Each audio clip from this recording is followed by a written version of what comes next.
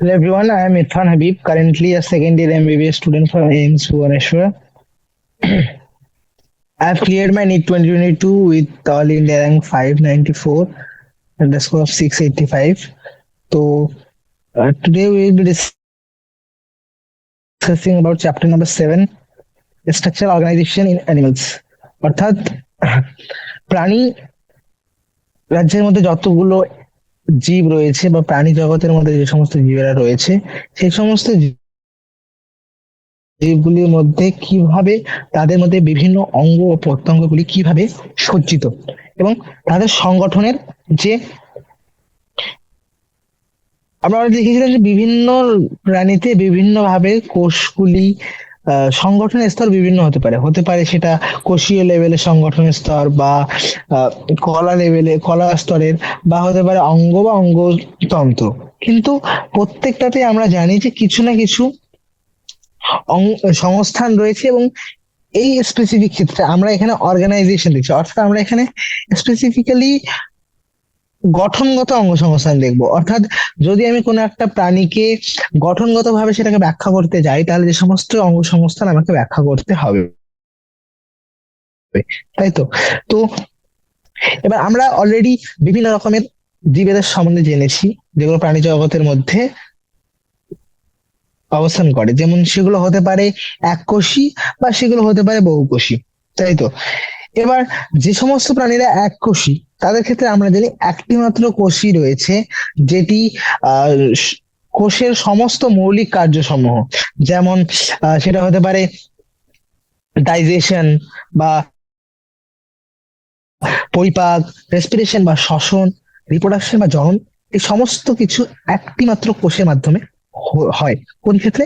এককোষী প্রাণীদের ক্ষেত্রে। কিন্তু যখন আমি সেম জিনিসটা দেখবো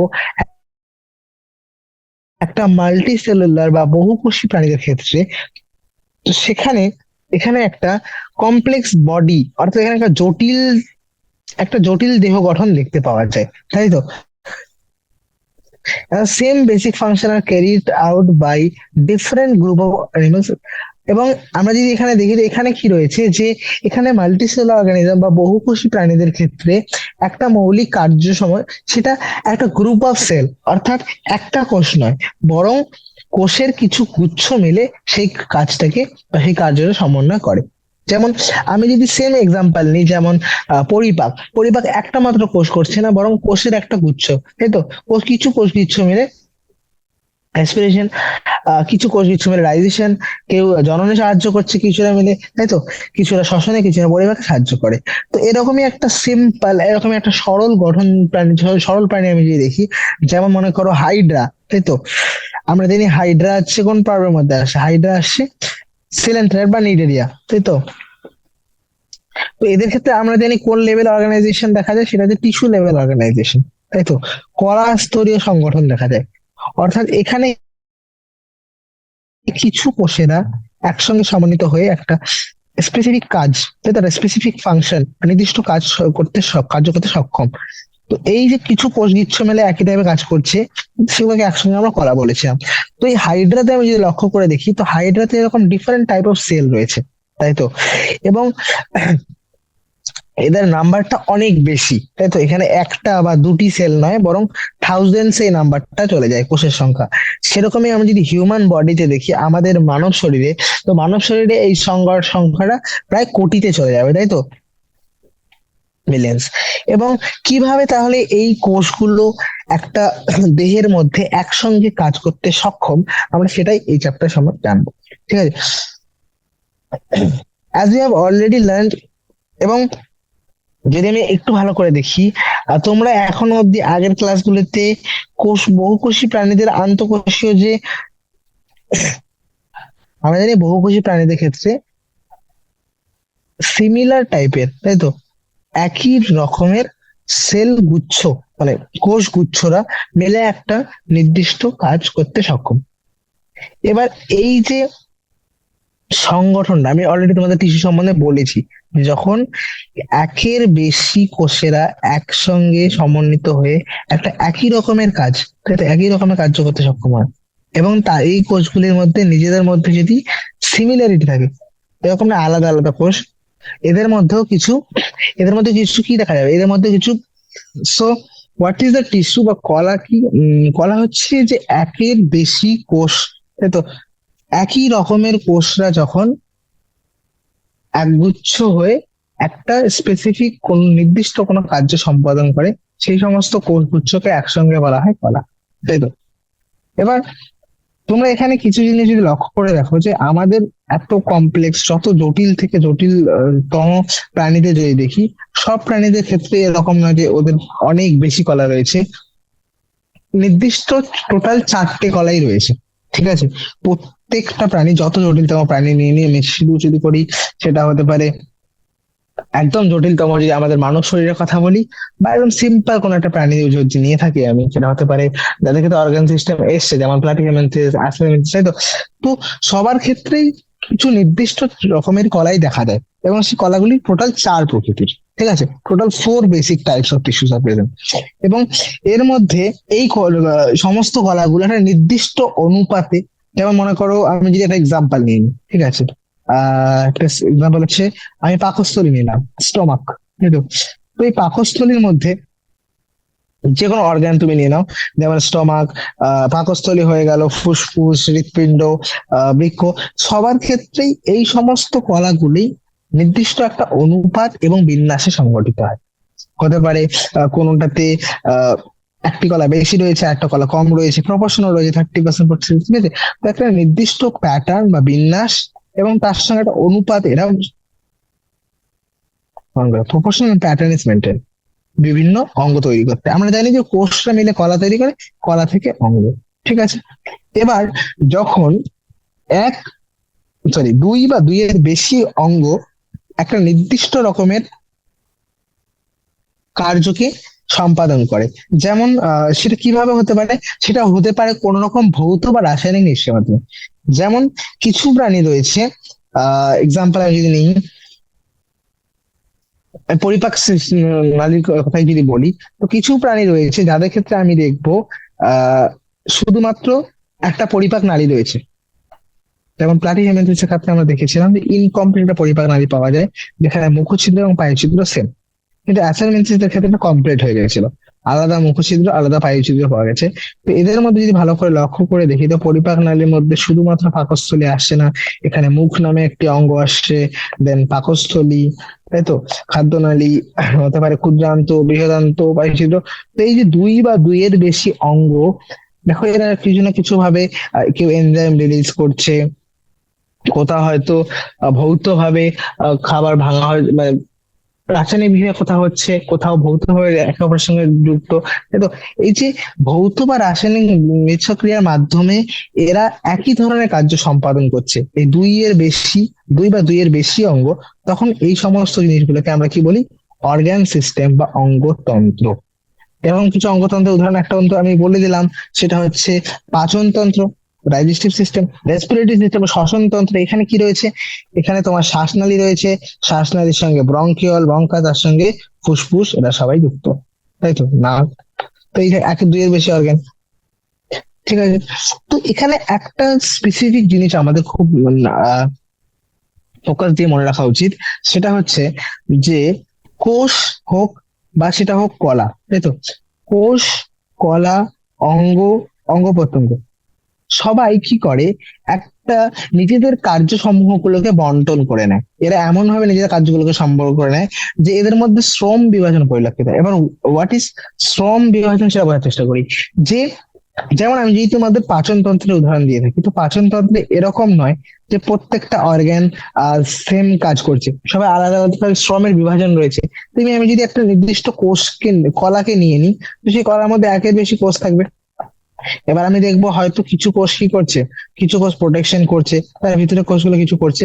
তো আহ আবার অন্য একটা কলা রয়েছে, সেই কোনো কলা হয়তো আহ প্রোটেকশন করছে, কোনো কলা আমাকে কানেকশন করতে বা সংযুক্ত করতে সাহায্য করছে, কেউ হয়তো কেউ যোগ করতে সাহায্য করছে, কেউ আমাকে রক্ষা করছে, আবার দেখবো কেউ হয়তো বিভিন্ন রকম স্নায়ুদের মাধ্যমে কানেকশন করতে সাহায্য করে। তো এই যে বিভিন্ন কলা, বিভিন্ন কোষ, এটা যখন একটা অঙ্গের মধ্যে বিভিন্ন কলা রয়েছে, প্রত্যেকটা কলা আলাদা আলাদা ফাংশন করছে, তো কিন্তু কিছু শ্রমের বিভাজন রয়েছে। আবার কলার মধ্যে যে দেখি প্রত্যেকটা কোষের মধ্যে শ্রম বিভাজন রয়েছে।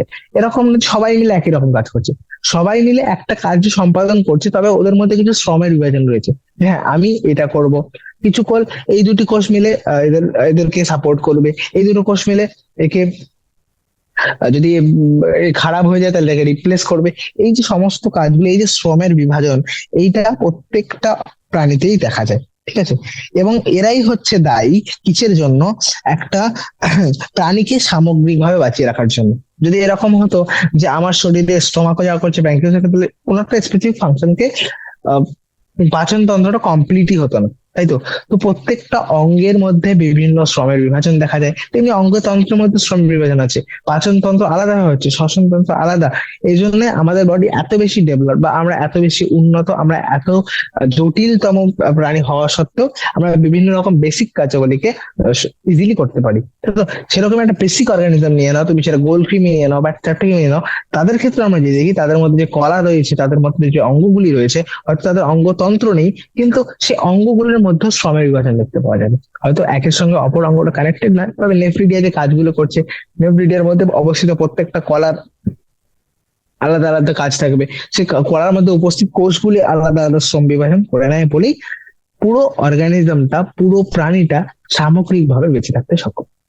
ঠিক আছে, এবার নেক্সট হচ্ছে আহ আমি বললাম যে আমরা জানি 4 টাইপের কলা দেখা যায়। ঠিক আছে, এবার কলা সম্বন্ধে তো বুঝে গেলাম, কিন্তু what about organ and organ system, অর্থাৎ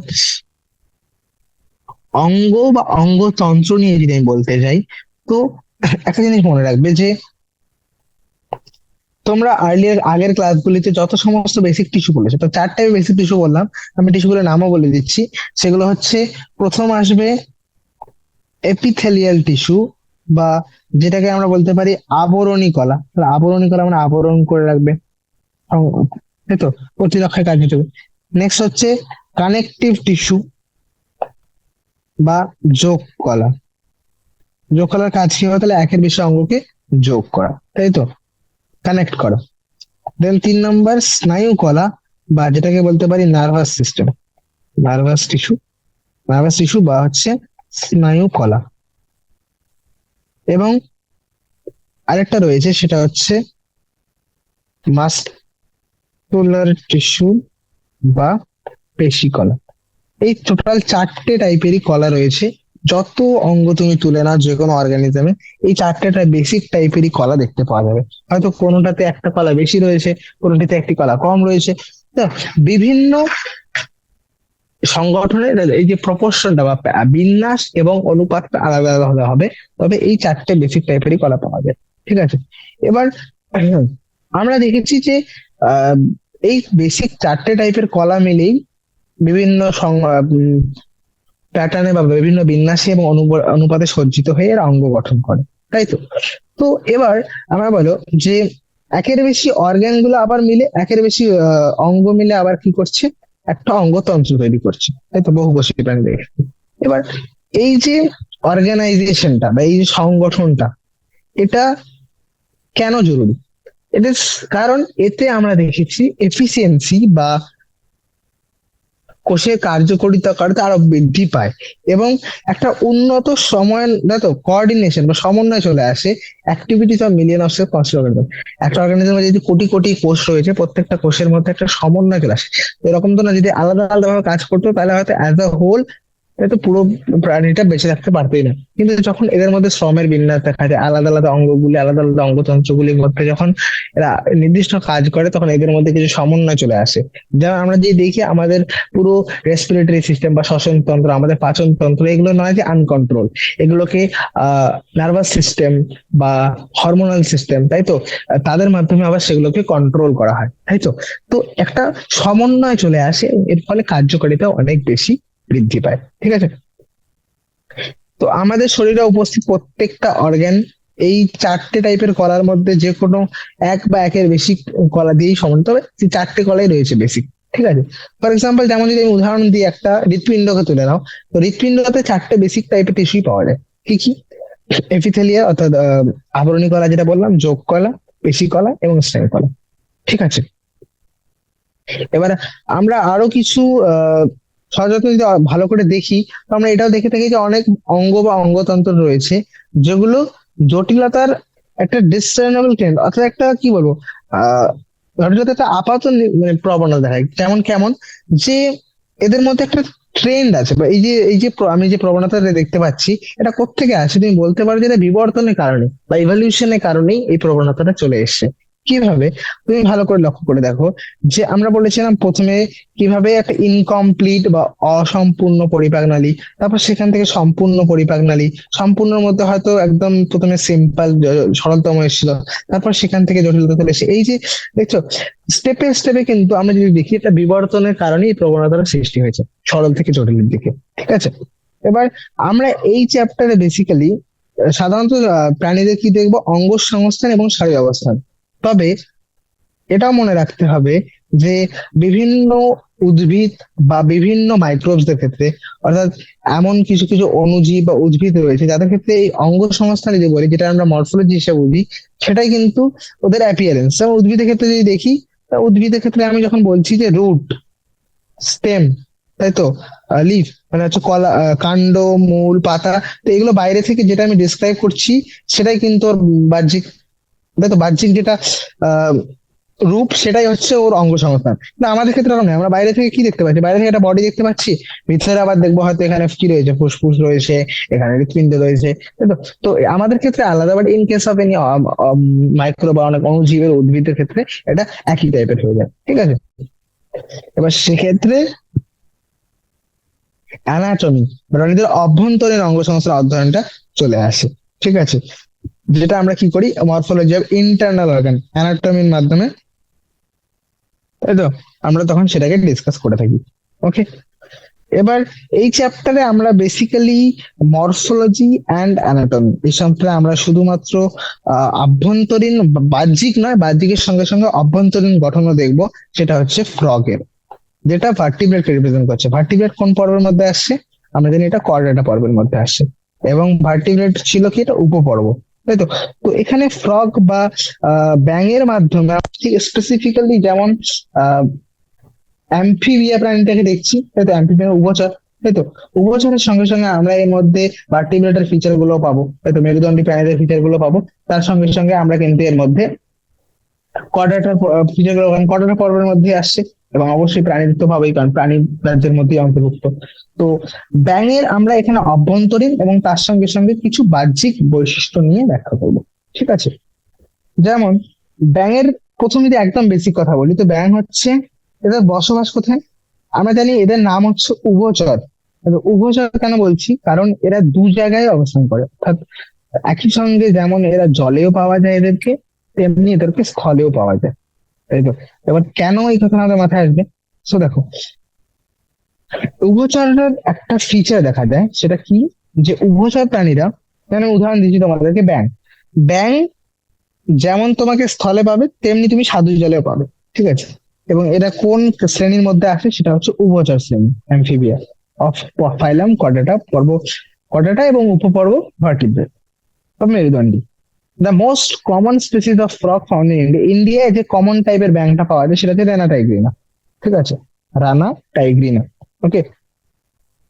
এবং আহ, একটা জিনিস দেখবে, আমরা বলেছিলাম যখন আমি তোমাদেরকে মেরুদণ্ডী নিয়ে আমরা যখন ডিসকাস করেছি, মেরুদণ্ডী প্রাণীগুলি, তো সেগুলির মধ্যে আমরা দেখেছিলাম আপ টু এভিস, মানে পক্ষী যদি আগে যতগুলি ছিল, সরীসৃপ, উভচর, মাছ, তাই তো, সবার ক্ষেত্রে এরা নিজেদের শরীরের তাপমাত্রাকে কন্ট্রোল বা নিয়ন্ত্রণ করতে পারেন, তাই তো।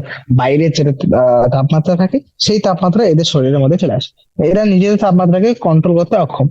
তো এই সমস্ত প্রাণীগুলি সাধারণত কি হয়, কোল্ড ব্লাডেড, তাই তো, বা বলতে পারো শীতল রক্তের, বা পয়কিলোথার্মিক, এটাকে বাংলায় বলা হয়, দেখে বলছি, যেগুলি নিজেদের শরীরের তাপমাত্রা কন্ট্রোল করতে পারে, হট ব্লাডেড অ্যানিমাল যেগুলো, যেমন হচ্ছে ম্যামালস বা বার্ডস, তাই তো, এদেরকে বলা হয় সরি, এদেরকে বলা হয় উষ্ণ শোণিত। আর যারা এটা করতে অক্ষম তাদেরকে বলা হয় অনুষ্ণ শোণিত বা কোল্ড ব্লাডেড কোয়াকিলোথামস। ঠিক আছে। এবার তোমরা হয়তো একটা জিনিস লক্ষ্য করেছো যে এরা নিজেদের শরীরের রঙের পরিবর্তনটাও করতে পারে। যেমন তুমি যখন দেখবে এরা ঘাসের মধ্যে রয়েছে, তখন হয়তো এরা যখন মনে করো একদম ঘাস বা খুবই তৃণ অঞ্চল রয়েছে, সেই সমস্ত জায়গাগুলো দেখবো যে ব্যাঙেরা নিজেদের রংটাও একটু একটু পরিবর্তন করছে ঘাসের সঙ্গে ম্যাচ করার জন্য। তো এদের এই অ্যাবিলিটিটাও রয়েছে, they can change their colours, camouflage যেটাকে বলা হয়। ঠিক আছে। এবার মানে এই বর্ণ পরিবর্তনের ক্ষমতার কারণে এরা অনেক শত্রুদের হাত থেকে নিজেদেরকে লুকিয়ে রাখতে সক্ষম। এটাকে আমরা বলি ক্যামোফ্ল্যাগ। তাই তো, এই সক্ষমতাটাকে বলা হয় ক্যামোফ্ল্যাগ। তাহলে দুটো প্রপার্টি এখন অব্দি পেলাম। নেক্সট কি, যে এদের এই যে প্রোটেক্টিভ করা, যে আত্মরক্ষার্থে যে বর্ণ পরিবর্তন করে, তাই তো, বর্ণ পরিবর্তন করা এই ঘটনাটাকে আমরা বলি মিমিক্রি। ঠিক আছে, আত্মরক্ষার্থে যখন বর্ণ পরিবর্তন করে সেই ঘটনাটাকে বলা হয় মিমিক্রি। এবার হয়তো তোমরা আরেকটা জিনিস লক্ষ্য করেছো, যে যখন খুব বেশি তাপ হয়, যেমন খুব বেশি হিট, একদম গভীর যেটাকে বলে একদম চরম গ্রীষ্মের সময় বা একদম শীতের সময় যদি লক্ষ্য করে দেখি, খুব বেশি শীত বা খুব বেশি তাপের সময় এরা নিজেদেরকে রক্ষা করার জন্য এরা অনেকটা ঠিক কোথাও একটা শেল্টার খুঁজে, কোথাও সুড়ঙ্গে গিয়ে আশ্রয় নিয়ে নেয়, গভীর সুড়ঙ্গে। ঠিক আছে, এই সমস্ত থেকে বাঁচার জন্য। তো এই ঘটনাটাকে বলা হয় সামার স্লিপ বা গ্রীষ্ম ঘুম। যদি এটা গ্রীষ্মের সময় হয় তাহলে গ্রীষ্ম ঘুম, ইংলিশে বলে অ্যাক্টিভেশন। এবং উইন্টার স্লিপ বা যেটাকে হাইবারনেশন আমরা বলি, শীত ঘুম। তাই তো, শীত ঘুম। তো এই অত্যাধিক শৈত্য বা অত্যাধিক গরম গ্রীষ্মের সময় এরা নিজেদের শরীরের রক্ষার্থে আর নিজেদেরকে বাঁচানোর জন্য কি করে, গভীর সুড়ঙ্গের মধ্যে আশ্রয় নেয়। এই ঘটনাটাকে ইন কেস অফ যখন এরা তাপের হাত থেকে রক্ষা নেয়, তখন সেই ঘটনাটাকে বলা হয় গ্রীষ্ম ঘুম বা অ্যাক্টিভেশন। এবং শীতকালে এটাকে বলা হয় শীত ঘুম বা হাইবারনেশন। ঠিক আছে, এটা প্রায় প্রত্যেকটা র্যাঙ্কের মধ্যেই দেখা যায়। ঠিক আছে। তো স্পেসিফিক্যালি আমরা এই চ্যাপ্টার ডিসকাস করছি সেটা ইন্ডিয়ান ফ্রগ, যেটা যেটা হচ্ছে রানা টাইগ্রিনা, তার ক্ষেত্রে এই ফিচারটি দেখা যায়। এবার মরফোলজি বা অঙ্গ সংস্থান নিয়ে যদি বলি, তো কখনো যদি কোনো ভুল ভাবে বা কোনো ভাবে তোমাকে টাচ করেছো কখনো কোনোটা ব্যাঙের, তো বা ভুল করে যদি পা লেগে যায় কিছুটা, দেখবে যে ফ্রগের যে স্কিনটা হয়, এই যে ত্বকটা রয়েছে না, এই ত্বকটা কিন্তু একদম কঠিন, আমাদের ঠিক কঠিন টাইপের নয়। এদের ত্বকটা যদি লক্ষ্য করে দেখি, এদের ত্বকটা একটু আলাদা রকম। কিরকম, যে এদের স্কিনটা অনেকটা ঠিক মসৃণ টাইপের। ঠিক আছে, অনেক খুব বেশি স্মুথ এবং তার সঙ্গে একটু স্লিপারি টাইপের এবং পিচ্ছিল প্রকৃতির। ঠিক আছে, মসৃণ এবং তার সঙ্গে একটু স্লিপারি বা পিচ্ছিল। এবার এটা কেন হয়, কারণ এদের শরীরে ত্বকের মধ্যে মিউকাস থাকে। মিউকাসের প্রেজেন্সের জন্য, মিউকাস বা যেটাকে বলা হয় শ্লেষ্মা, তো বাংলায় শ্লেষ্মা বলে, তো শ্লেষ্মা বা মিউকাসের প্রেজেন্টের কারণে এটা কি হয়, এদের শরীর ত্বকটা যদি লক্ষ্য করে দেখি, এদের ত্বকটা খুব বেশি মসৃণ এবং পিচ্ছিল প্রকৃতির হয়। তো হাত দিলে পিছলে চলে যায়, তাই তো, পিছলে যায়। এটাই। এবার তাই এদের ত্বকটা সবসময় কি থাকে, ময়েস্ট কন্ডিশনে, বা ত্বক সবসময় স্যাঁতস্যাঁতে পরিবেশন অবস্থায় থাকে। তাই তো। এবার যদি এদের পৃষ্ঠদেশে আমরা লক্ষ্য করে থাকি, কালার শরীরের যে পৃষ্ঠদেশের রংটা রয়েছে সেটা অনেকটা অলিভ গ্রিন প্রকৃতির হয়। সেই রংটা যদি ভালো করে দেখি, সেই রংটা কিন্তু একদম সবুজ নয়, বরং জলপাই সবুজ বর্ণের হয়। এবং তার সঙ্গে কিছু ডার্ক ইররেগুলার স্পটস, তার সঙ্গে কিছু কিছু জায়গা রয়েছে যেখানে গাঢ় বিক্ষিপ্ত, তাই তো, কিছু কিছু জায়গায় বিক্ষিপ্ত বিন্দু বর্তমান। এখানে দেখো এরকম পুরো সবুজ, মনে করো পুরোটা সবুজ এঁকে দিলাম, দেখাচ্ছি।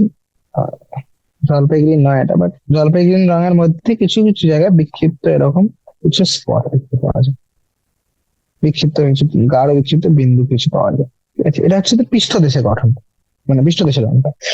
আবার দেহের যদি অঙ্কদেশটা দেখি বা ভেন্ট্রাল সাইডটা, তো সেটা একদম ইউনিফর্মলি পেল ইয়েলো। যদি এই জিনিস সাইডটা লক্ষ্য করতে থাকো, তো এই সাইডটা এদের অনেক খুব বেশি একদম ফিকে টাইপের, হ্যাঁ, ফিকে হলুদ বর্ণের হয়।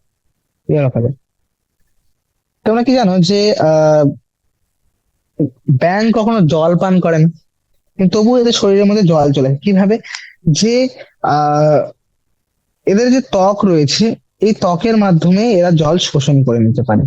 দ্যাটস ওয়াই এদের দরকার পড়ে না জল পান করার। ঠিক আছে, এবার মরফোলজি যেহেতু ব্যাখ্যা করছি, বাহ্যিক ভাবে বাহ্যিক রূপ থেকে দেখছি, তার বাহ্যিক রূপের মধ্যে আমাদের আরো যেগুলো জিনিস আমরা দেখতে পাচ্ছি বাইরে থেকে, সেগুলো হচ্ছে যে এদের বডিকে, তো এদের বডিকে কিছু দেহ, যদি পুরো দেহটাকে দেখি তো মস্তক, তাই তো, মস্তক এবং দেহকাণ্ডের মধ্যে বিভক্ত করা যায়। Okay? তো এবং আরেকটা জিনিস এখানে লক্ষ্য করতে পারি, সেটা হচ্ছে এদের শরীরে ব্যাঙের ক্ষেত্রে আমরা জানি প্রত্যেকটা উভচরের মধ্যেই প্রায় লেজ উপস্থিত, কিন্তু এই সমস্তদের ক্ষেত্রে এদের কোন রকম লেজ বা গ্রীবা পাওয়া যায় না, গ্রীবা বা লেজ অনুপস্থিত। ঠিক আছে, এবং অ্যাবাভ দ্য মাউথ, মুখের উপরে যদি লক্ষ্য করে দেখি, তো মুখের উপরের দিকে একজোড়া নাসারন্ধ্র দেখা যায়। তুমি যদি ভালো করে লক্ষ্য করে থাকো, তো এই যে মুখ রয়েছে, মুখের উপরের সাইডে তো এক জোড়া, ঠিক আছে, এ পেয়ার, একটা নয় কিন্তু এক জোড়া নস্ট্রিল বা নাসারন্ধ্র উপস্থিত।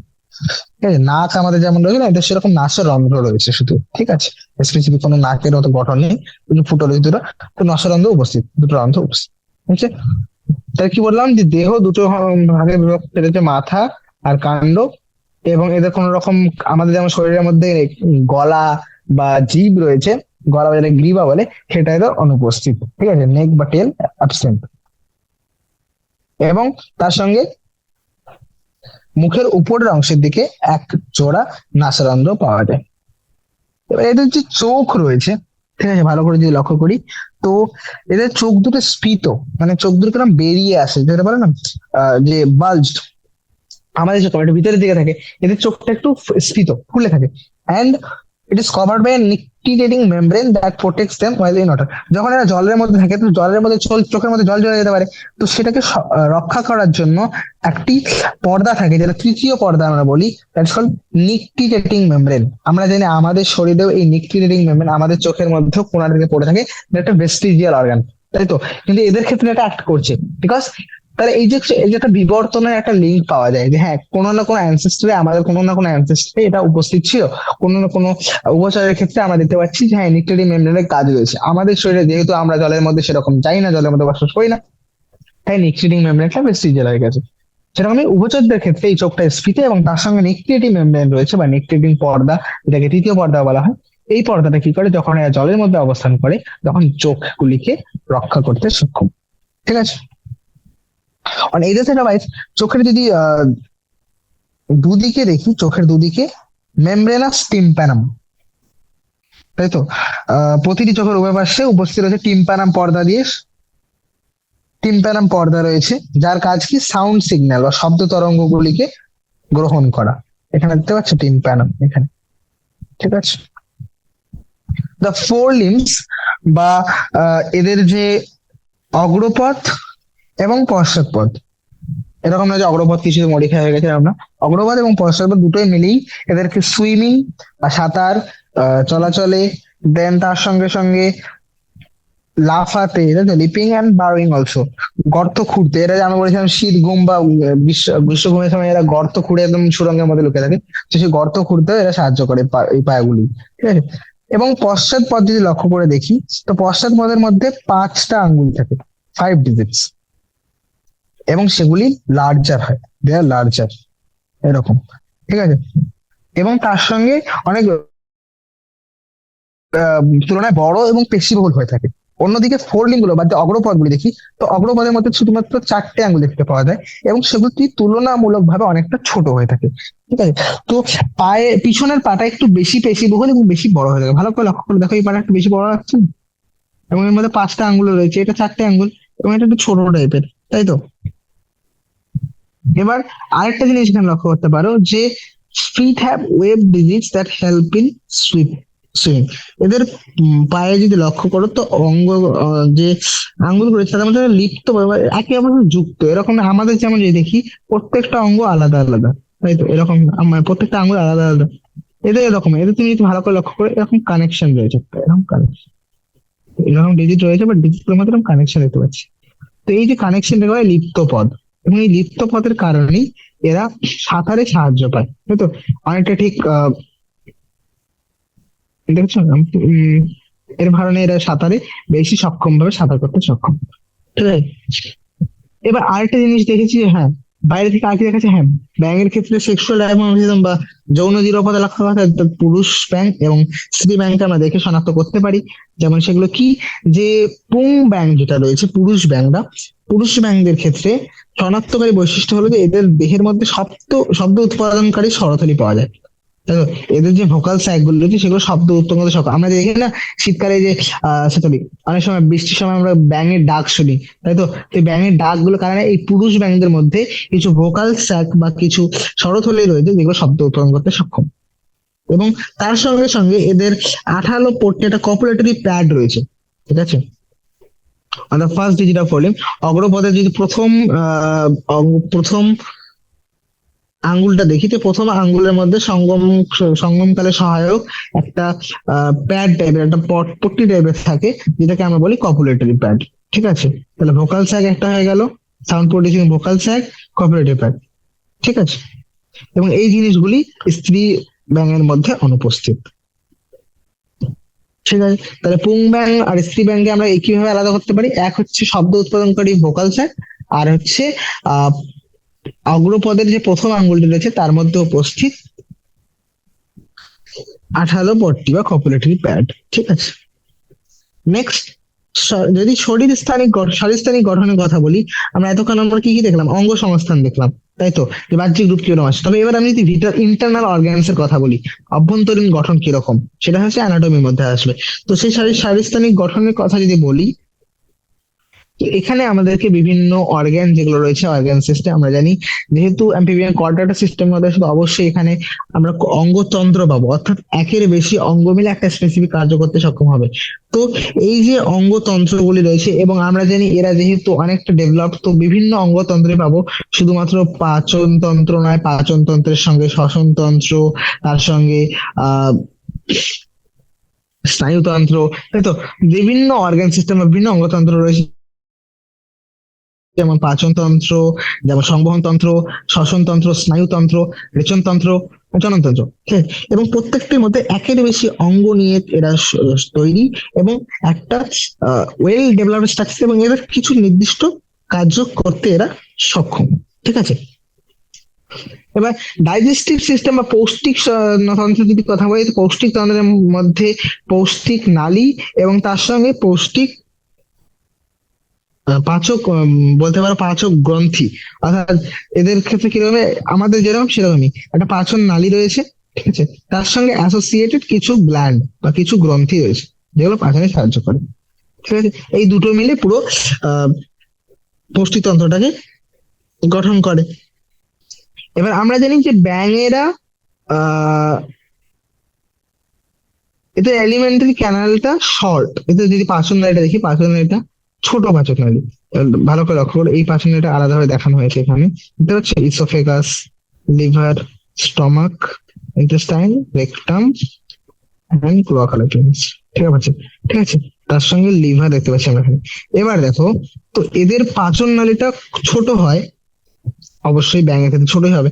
তো এবার তার সঙ্গে কিন্তু যেহেতু এরা মাংসাশী, এবার মাংসাশী হওয়ার কারণে কি হয়, এদের length of intestine is reduce.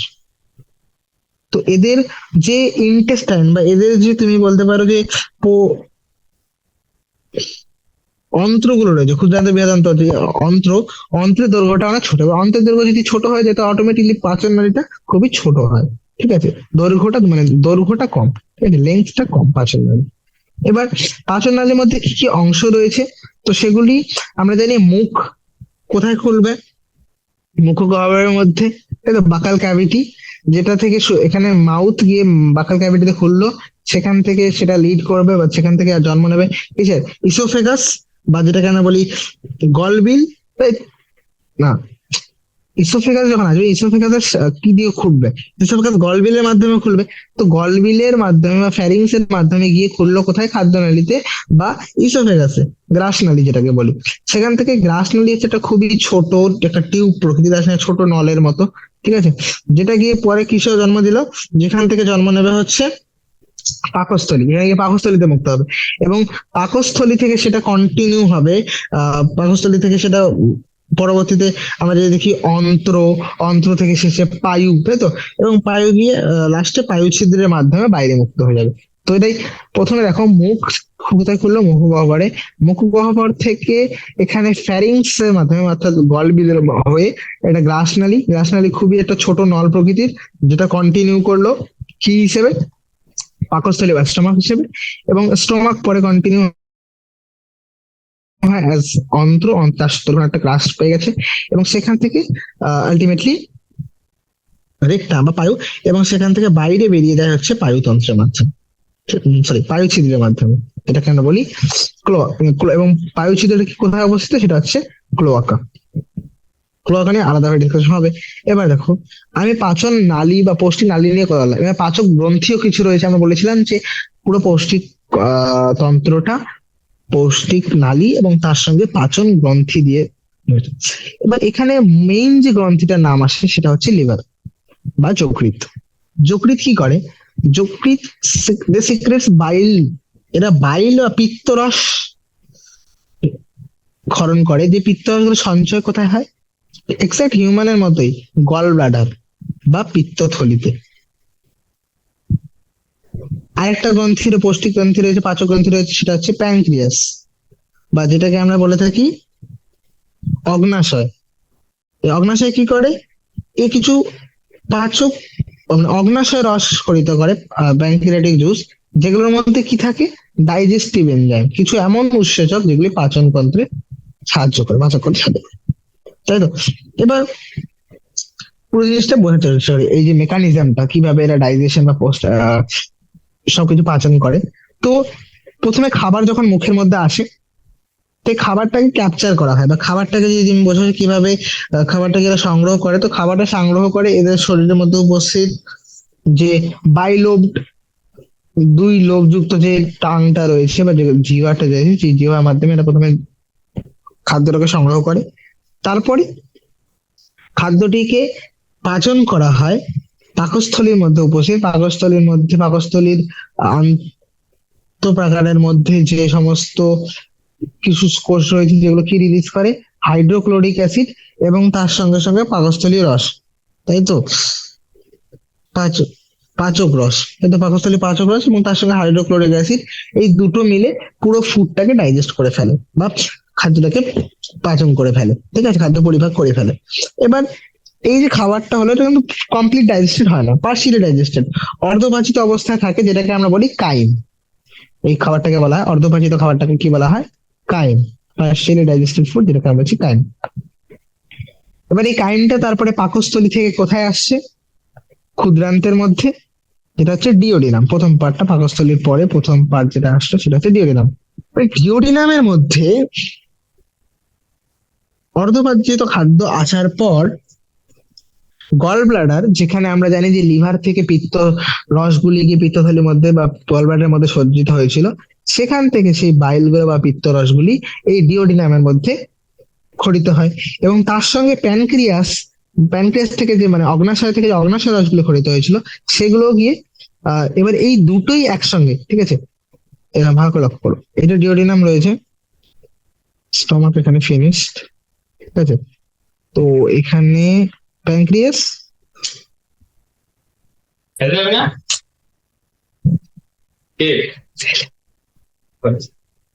লিভারের ক্ষেত্রে এখান থেকে বাইল বা পিত্তরস আর অগ্নাশয় থেকে অগ্নাশয় রস দুটো একসঙ্গে কমন বাইল ডাক্টের মাধ্যমে, অর্থাৎ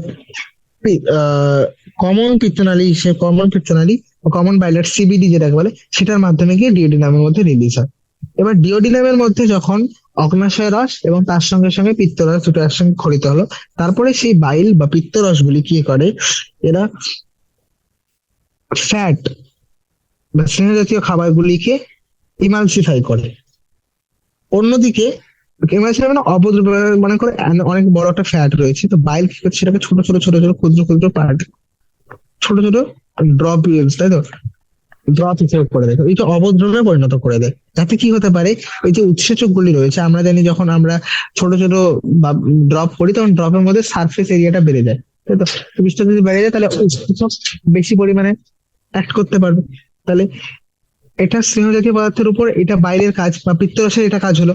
আর অন্যদিকে অগ্ন্যাশয় রাজ কি করে? অগ্ন্যাশয় রাজ মেইন কাজ হচ্ছে এরা কার্বোহাইড্রেট বা প্রোটিন জাতীয় খাবারগুলিকে, শর্করা বা প্রোটিন জাতীয় খাবারগুলিকে পরিপাক করবে। ঠিক আছে, এবার ফাইনাল ডাইজেশন যেটা, যে যেটাকে আমরা বলবো একদম যে খাবারের, আমরা যেমন দেখলাম প্রথমে মুখের মধ্যে কিছুটা হয়েছিল, তারপর পাকস্থলীর মধ্যে কিছুটা, এবার ডিওডিনামের মধ্যেও কিছুটা পরিপাক হলো। আলটিমেটলি খাদ্যের যে কমপ্লিট পরিপাক, যেটা সম্পূর্ণ পরিপাক, যেটা সেটা কোথায় হচ্ছে? সেটা হয় ইন্টেস্টাইন বা অন্ত্রের মধ্যে। এবং ইন্টেস্টাইনের মধ্যে যখন কমপ্লিট রূপে পরিপাক হয়ে গেল, তাহলে পরিপাক হওয়ার পরে শুধুমাত্র খাবার পরিপাক করলে তো হবে না, সেখান থেকে আমাদেরকে যে নিউট্রিশন রয়েছে, পুষ্টি রয়েছে, সেই পুষ্টিটাকে গ্রহণও করতে হবে। তাই তো? সে অন্ত্রের অভ্যন্তরীণ গাছের মধ্যে ভিলাই, ভিল্লি এবং তার সঙ্গে কিছু কিছু মাইক্রোভিলি রয়েছে। মাইক্রোভিলির মতো কিছু আঙুলের মতো কিছু গঠন রয়েছে, যেই গঠনগুলি কি করে, আঙুলের মতো কিছু ভাঁজ রয়েছে যেগুলি এই খাবার থেকে পুষ্টি সংগ্রহ করতে সক্ষম। ঠিক আছে, খাদ্য শোষণ করে নিলাম, এবার শোষণ হয়ে গেল, পরিপাক হয়ে গেল, শোষণ হয়ে গেল। তাই তো? তাহলে যেগুলো শোষিত হলো না বা অপাচ্য, অপাচ্য বা যেগুলো শোষিত হয়নি, আনঅ্যাবজর্ব এবং আনডাইজেস্টেড খাবারগুলি এবার কি হবে? সেগুলি কঠিন বর্জ্য রূপে, কঠিন বর্জ্য রূপে কোথায় চলে যায়? রেকটামে বা মলাশয়ের মধ্যে পরিচালিত হয়ে যায়। এবং সেই মলাশয় থেকে আলটিমেটলি এরা ক্লোয়াকা, মানে ক্লোয়াকা দিয়ে বেরিয়ে যায়, ক্লোয়াকার মাধ্যমে বাইরে বেরিয়ে যায়। ঠিক আছে, তাহলে এইটা কমপ্লিট হলো আমার ডাইজেস্টিভ সিস্টেম বা পরিপাক তন্ত্র। ঠিক আছে, এবার নেক্সট যে তন্ত্রের কথাটা যদি আমি বলি, সেটা হচ্ছে, তাহলে আমরা এখন কি দেখলাম? পরিপাক তন্ত্র। পরিপাক তন্ত্রের মধ্যে কি কি আসে? পরিপাক তন্ত্র যেহেতু একটা তন্ত্র, তো একের বেশি অঙ্গ আসবে। এবার এখানে একের বেশি অঙ্গ কি কি দেখেছি আমরা? মুখ, মুখ যেটা দিয়ে খুললো গলবিলে, গলবিল থেকে পাকস্থলী, পাকস্থলী থেকে অন্ত্র, অন্ত্র থেকে পায়ু, মলাশয়, মলাশয় থেকে পায়ু ছিদ্রের মাধ্যমে ক্লোয়াকা হয়ে বেরিয়ে গেল। এটা ছিল পরিপাক তন্ত্র, যেখানে পরিপাক, খাদ্যের পরিপাক, খাদ্যের পরিপাক শোষণ এবং তার সঙ্গে সেটার বর্জনটাও হয়ে গেল। তাই তো? ডাইজেশন, অ্যাবজর্পশন আর এক্সক্রিশন, তিনটে একসঙ্গে। ঠিক আছে, এবার নেক্সট আসি কি? রেসপিরেশন বা শ্বসন তন্ত্র, রেসপিরেটরি সিস্টেম, শ্বাস, যার মাধ্যমে এরা শ্বাস নেয়। ঠিক আছে, তো যখন ব্যাঙেরা স্থলের মধ্যে থাকে তখন আলাদা ভাবে, আর যখন এরা জলের মধ্যে থাকে তখন আলাদা ভাবে। এদের যে শ্বসন প্রক্রিয়া, দুটো প্রক্রিয়া আলাদা, এদের শ্বাস নেওয়ার মেকানিজম দুটো প্রক্রিয়া আলাদা। অর্থাৎ স্থলে এরা বিভিন্ন পদ্ধতিতে এবং জলের মধ্যে এরা বিভিন্ন পদ্ধতিতে শ্বাস নিয়ে থাকে। কিভাবে এটা যদি এক্স্যাক্টলি ভালো করে বলি, তো জলের মধ্যে এদের যে ত্বক রয়েছে, সেই ত্বকটা কি করে? শ্বাস অঙ্গ হিসেবে কাজ করে। যেই এই শ্বসন প্রক্রিয়াতে আমরা কি বলে থাকি? এই শ্বসন প্রক্রিয়াতে আমরা বলে থাকি কিউটেনিয়াস রেসপিরেশন বা ত্বকীয় শ্বসন। এবার আহ ডিজলভড অক্সিজেন, তাই তো, যে জলের মধ্যে যে দ্রবীভূত অক্সিজেন গুলো রয়েছে, সেই অক্সিজেন গুলো কি হয়?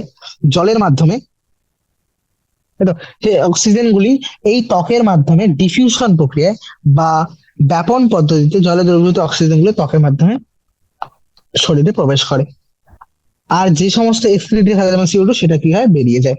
ঠিক আছে, কিন্তু স্থলের মধ্যে যখন এরা থাকে, তাহলে জলের মধ্যে এরা ত্বকের মাধ্যমেই করে থাকে, ত্বকে শ্বাসঙ্গ হিসেবে কাজ করে এবং ত্বকীয় হোসেন দেখাচ্ছে। স্থলের ক্ষেত্রে এদের যে বাকাল ক্যাভিটি রয়েছে বা যে মুখগহ্বর রয়েছে, যে মুখগহ্বরের মধ্যে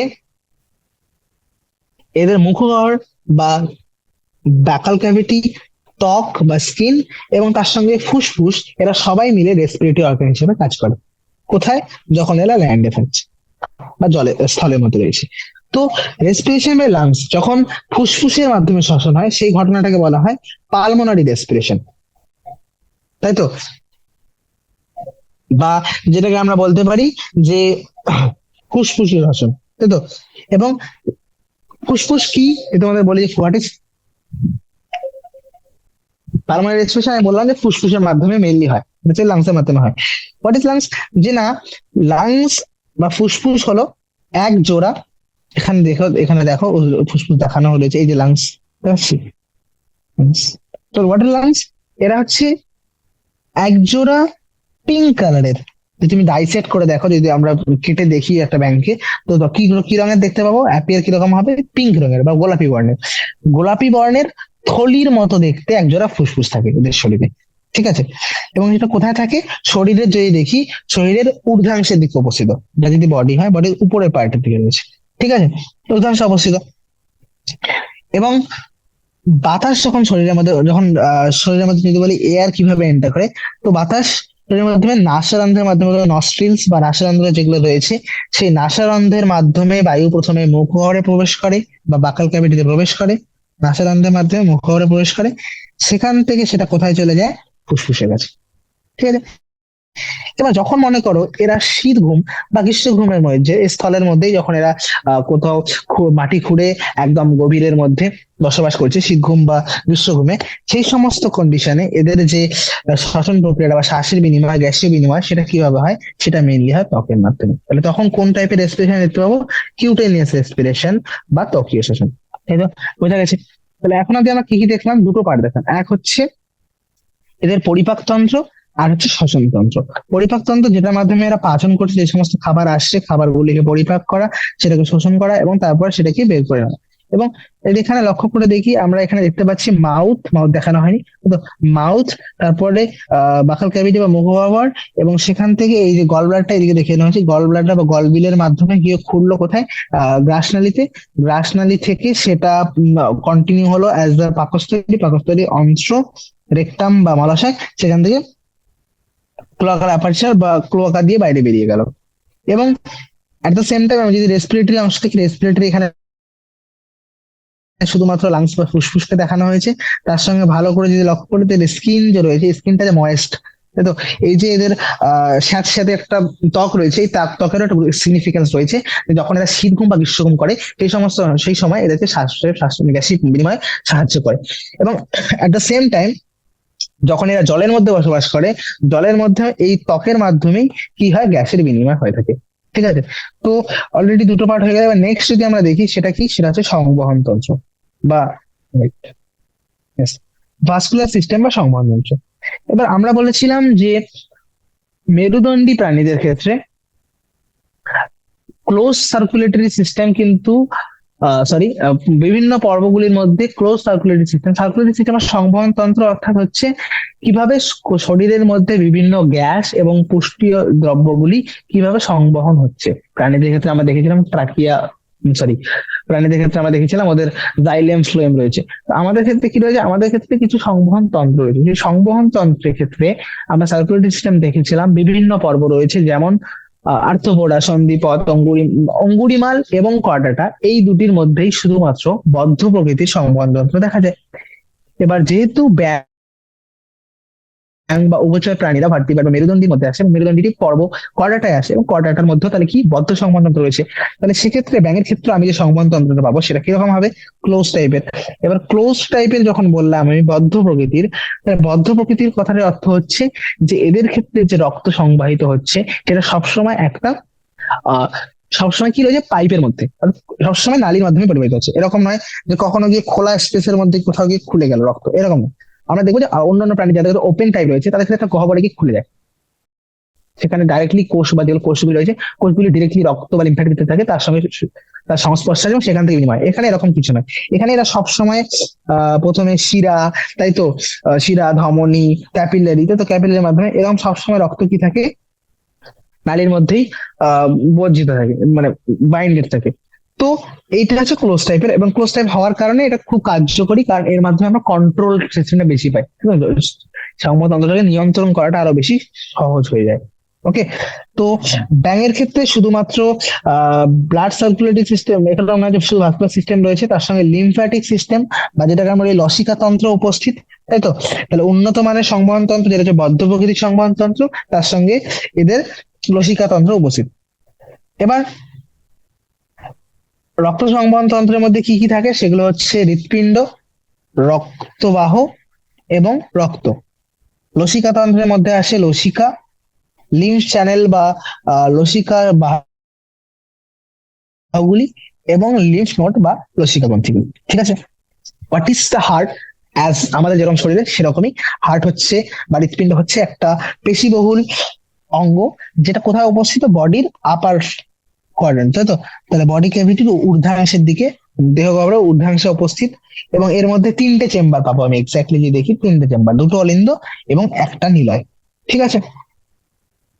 এবং এই পুরো শরীরটা যদি দেখি, এটা একটা মেমব্রেন দিয়ে বা একটা আবরণী দিয়ে আবৃত থাকে, যেটাকে আমরা বলি পেরিকার্ডিয়াম। ঠিক আছে। আচ্ছা, এবার এদের শরীরের যে ডান অলিন্দ যেটা রয়েছে, ডান অলিন্দের মধ্যে একটা ত্রিকোণাকার গঠন থাকে, যেটাকে আমরা বলি সাইনাস, সরি ট্রায়াঙ্গুলার, হ্যাঁ, সাইনাস ভেনোসাস নামে একটা অংশ রয়েছে, যেটা কি করে, যেখান থেকে মেজর ব্লাড ভেসেলস অর্থাৎ আহ, যে সমস্ত মহাশিরাগুলো রয়েছে, সেই মহাশিরাগুলোর মাধ্যমে আগত রক্তগুলি এই সাইনাস ভেনোসাস নামের ত্রিকোণাতি অংশ দিয়েই গ্রহণ হয়। এবং নিলয়ের কাজ কি? নিলয়টা অঙ্কদেশে অবস্থিত, ভেন্ট্রাল সাইডে অবস্থিত। এবং ভেন্ট্রাল সাইড বা অঙ্কদেশের মধ্যে রয়েছে ভেন্ট্রিকল। ঠিক আছে। এবং ভেন্ট্রিকলটা একটা স্যাক লাইক, মানে একটা থলির মতো অংশ, যেটা হচ্ছে কোনাস আর্টেরিওসাস। ঠিক আছে, এরকম দেখা যায়। এবং কোনাস আর্টেরিওসাসের মতো থলি অংশের মধ্যে গিয়ে খুলে যায় নিলয়। ঠিক আছে, তাহলে আমি যদি ভালো করে দেখি, তাহলে কি দেখতে পাচ্ছি যে এদের শরীরে এরকম একটা অংশ রয়েছে, ত্রিকোণাকৃতি, একটা ত্রিকোণাকৃতি অংশ রয়েছে, ত্রিকোণাকৃতি একটা অংশ রয়েছে। সেখান থেকে গিয়ে রাইট অ্যাট্রিয়াম আর লেফট অ্যাট্রিয়াম, তারপরে রয়েছে নিলয়, আর নিলয়ের পরে রয়েছে, কি বলো, নিলয়ের পরে রয়েছে একটা কোনাস আর্টেরিওসাস নামে অংশ। ঠিক আছে, যেটা কি কোনাস আর্টেরিওসাস খুলে গেল। এবার সেই কোনাস আর্টেরিওসাস থেকে রক্ত কি হয়, অন্য অন্য অংশগুলিতে ধমনির মাধ্যমে ছড়িয়ে পড়ে। আবার সেই রক্তগুলি, যখন দূষিত রক্তগুলি শিরার মাধ্যমে বিভিন্ন অংশ থেকে আবার কোথায় আসবে? সাইনাস ভেনাস, এবং সাইনাস ভেনাস অলিন্দ, অলিন্দ থেকে আবার নিলে। তো এই একটা ইনকমপ্লিট সার্কুলেশন এদের ক্ষেত্রে দেখা যায়। এবার একটা স্পেসিফিক এবং একটা আহ শিরাগুলি কি করে, দেহের বিভিন্ন অংশ থেকে রক্ত হৃৎপিণ্ড নিয়ে চলে আসে। এবার ব্যাঙের যকৃৎ এবং অন্ত্র, একইভাবে বৃক্ক বা দেহের যে নিম্নাশয়ের অঙ্গ মধ্যে রয়েছে, সেগুলোর মধ্যে শিরার একটা বিশেষ সংযোগ দেখা যায়। এই তো এদের যে ভেনাস সিস্টেম রয়েছে, সেই নিম্নাংশের পার্ট গুলো যেমন বৃক্ক, যকৃৎ, অন্ত্র, এদের মধ্যে একটা স্পেশাল কানেকশন দেখা যায়, শিরাগুলির মধ্যে একটা স্পেশাল কানেকশন দেখা যায়। ঠিক আছে। এবং যদি যখন এটা যকৃৎ বা অন্ত্রের মধ্যে উপস্থিত, সেটাকে বলা হয় হেপাটিক পোর্টাল সিস্টেম। আর বা তুমি বলতে পারো সেটাকে কি, হেপাটিক পোর্টাল তন্ত্র। আর যখন বৃক্ক যেটার সঙ্গে ইনভলভ, তখন সেটাকে বলা হয় রেনাল পোর্টাল সিস্টেম বা রেনাল পোর্টাল তন্ত্র। ঠিক আছে। এবার ব্লাড, তাহলে হার্ট হয়ে গেল। হার্টের পরে আসলো যে ব্লাড, রক্ত। রক্তের মধ্যে কি থাকে? আবার সেই রক্তের মধ্যে প্লাজমা এবং রক্তকোষ। ঠিক আছে। রক্তকোষগুলো কি কি রয়েছে? লোহিত রক্তকণিকা, শ্বেত রক্তকণিকা বা হোয়াইট ব্লাড সেল, লিউকোসাইট, সেরকমই প্লেটলেট বা অনুচক্রিকা। ঠিক আছে। আরবিসি, এবার এদের ক্ষেত্রে আরবিসি কিন্তু এরকম না যে নিউক্লিয়াস বিহীন, এদের ক্ষেত্রে নিউক্লিয়াস উপস্থিত আরবিসির মধ্যে, এবং তার মধ্যে আরেকটা রেড কালার পিগমেন্ট থাকে, যেটাকে বলে হিমোগ্লোবিন। ঠিক আছে। লিম্ফ বা লসিকার কথা যদি বলি, তো লসিকা রক্তের থেকে একটু ডিফারেন্ট হয়, এবং it lacks few protein and RBC. এবং লসিকার মধ্যে প্রোটিন অনুপস্থিত, এবং তার সঙ্গে সঙ্গে রোহিত রক্তকণিকাও অনুপস্থিত, যার কারণে এরা লাল বর্ণের হয় না, এদের বর্ণটা বর্ণহীন হয়ে থাকে এরা। ঠিক আছে। রক্তের কাজ কি? রক্তের মধ্যে আরবিসি রয়েছে, যারা গ্যাসের পরিমাণ সাহায্য করে, আদার প্লাজমা রয়েছে, আমাদের নিউট্রিয়েন্ট, ওয়াটার, এই সমস্ত জিনিসগুলোকে রক্ত কি করে পরিবহন করে বিভিন্ন স্পেসিফিক অংশগুলিতে, দেহের বিভিন্ন অংশে পৌঁছে দিতে সাহায্য করে। ঠিক আছে। এবং এই সার্কুলেশনটা কিভাবে সক্ষম হয়, সেটা হচ্ছে এই পেশিবহুল হৃৎপিণ্ডের মাধ্যমে। হৃৎপিণ্ড প্রত্যেকবার পাম্প করে, রক্ত পুরো শরীরের মধ্যে ছড়িয়ে যায়, আবার রক্ত সেখান থেকে কালেক্ট হয়ে শিরার মাধ্যমে হৃৎপিণ্ডে পৌঁছায়, আবার সেখান থেকে ছড়িয়ে পড়ে।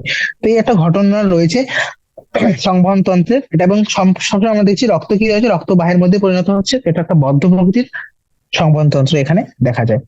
আর লিম্ফ্যাটিক সিস্টেম বা লসিকা তন্ত্রে সেরকম কিছু নেই। লসিকা তন্ত্রের মধ্যে লসিকা, লসিকা বাহ এবং লসিকা গ্রন্থি দেখা যায়। লসিকাগুলির মধ্যে প্রোটিন এবং লোহিত রক্তকণিকা অনুপস্থিত, যেটা আমাদের রক্তের মধ্যে দেখতে পাচ্ছেন, রক্তে এবং লসিকার মধ্যে এই একটা ডিফারেন্স এদের উপস্থিত। Okay, that's all for today. From tomorrow continue.